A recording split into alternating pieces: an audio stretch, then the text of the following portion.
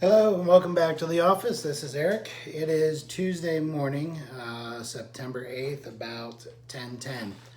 Crazy busy weekend eBay wise, for me personally at least. I know some people do this in a day, but for me, kind of just starting out and trying to get into it full time. Nice weekend of sales. I hope you had a great weekend. We did. We got to go down to the Newport Aquarium, go Bob Evans, go get some Mexican food later on, and just kind of play around the house and relax a little bit and enjoy it. So 15 items, well, technically 14 items sold over the weekend.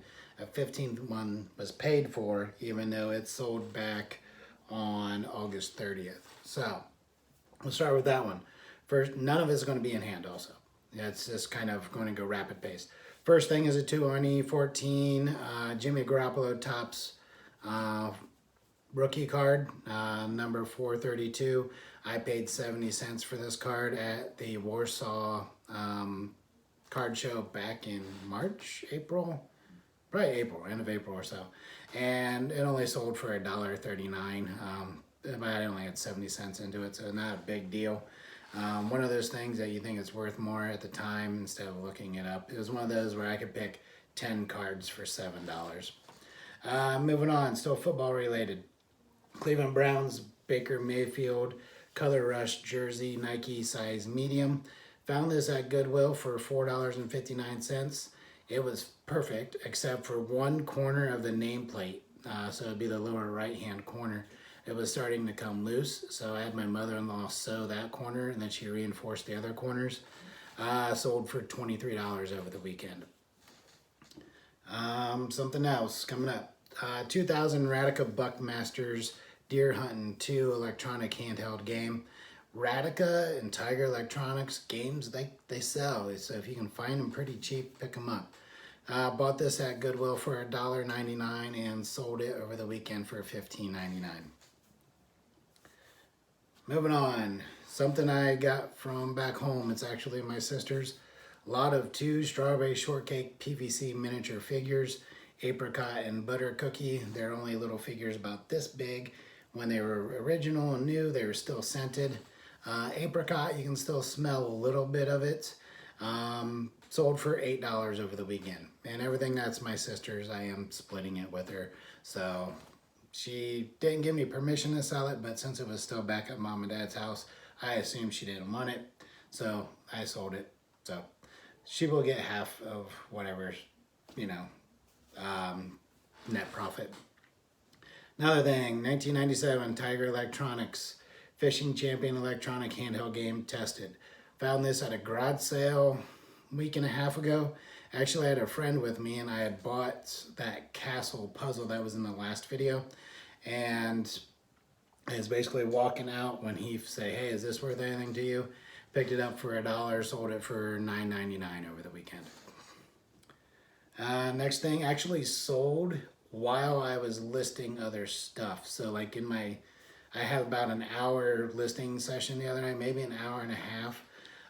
So the next thing is a vintage velvet case 3-piece desktop Eagle finial letter opener, magnifying glass, and bell. I posted it and it literally sold within a couple minutes of me posting it. I paid 50 cents for this at a garage sale / flea market last weekend on Thursday or Friday, and it sold Saturday night for $20. So definitely is something cool. I found one that sold recently for about 26, and then I found one that was up for sale right now at $79.99. So now that was a little too excessive, so I went with 20 and it sold pretty much instantly. Another garage sale find, vintage 1987 Fisher-Price Puffalump pink rhino with a Hawaiian shirt plush. This is a garage sale find, probably early July, end of June, early July. Listed it. It's been up there for a little while. Paid 50 cents for it and sold for $10. Another vintage item, 1969 Fisher-Price Little People Family House Tudor, number 952 with extras. So this is one of those homes that like split open so you can get to the inside. It's definitely vintage, being 1969. Lots of extras, people, furniture. Didn't have the staircase with it, but it was a pretty nice find the way it is. I paid $1 for this thing at a garage sale back in June, and it sold for $55. I took an offer on it. I had it listed at $74.99. Sold it one time for like $59.99. Person never paid for it, and then relisted it and took the offer of $55. You know, it's $1, you know, so there's no point in holding out for the $74.99. Another thing that's vintage, this is my wife's Kenner Hug-A-Bunch Huggins plush doll. 1985 vintage, pink hair, blue eyes, original top. I have a bunch of spelling errors in this one. I misspelled Huggins and misspelled plush. So hopefully the person gets it and they're like, hey, this isn't what it was described as. It's a plush doll. This was my wife's growing up. She thought it was kind of creepy. So nothing invested in it. Sold it for $5.99. Actually, I had it listed at $9.99 trying to move it out the door, but it's been sitting on my floor in here for how long? Like, oh, I'll get to listing it, So I'll take the $5.99.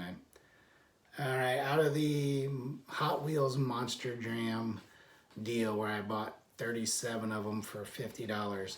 I got a 2010 Hot Wheels Monster Jam Teenage Mutant Ninja Turtles flag series. It's blue, so that means it's Leonardo. So I have $1.35 invested in each of these. It sold for $24.99. I had someone offer me like $11 2 weeks ago for that, and I said no. And because I was trying to hold out, you know, to get the better price, and I didn't even have to haggle on it, someone sold it. I think I'm definitely in the profit on that already because I've sold a couple other pieces, but I have probably about 32 pieces left out of that deal to make money on.